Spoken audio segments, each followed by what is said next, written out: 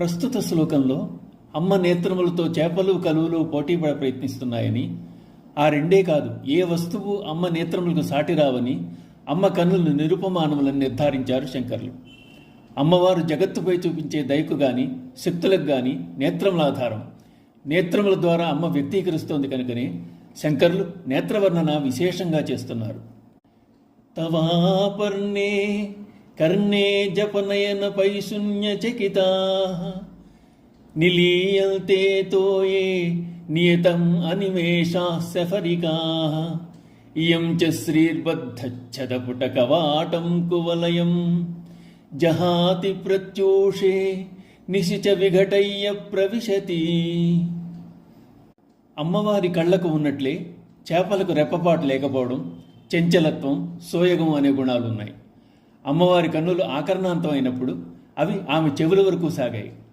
అమ్మ కన్నుల సోయగంతో పోటీ పడుతున్న రహస్యాన్ని అమ్మ చెవుల వరకు సాగిన నేత్రములు వెల్లడిస్తాయేమో అని, అమ్మ తమను శిక్షిస్తోందేమో అని భయపడిన చేపలు నీటిలో దాగాయి. అలాగే అమ్మవారి కన్నులది కలువ పువ్వులను పోలిన శోభ.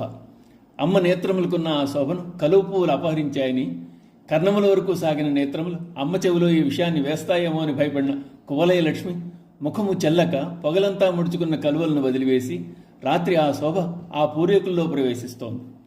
అమ్మ అపర్ణ, అటువంటి మీనములతో గాని కలువ పువ్వులతో గాని నిరుపమానమైన నీ కనుల శోభను ఎలా పోల్చగలం తల్లి అంటున్నారు శంకర్లు.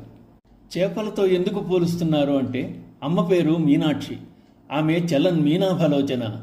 చేపలు ఎలా సోగగా ఉన్నాయో అమ్మ కళ్ళు కూడా అలాగే ఉంటాయి.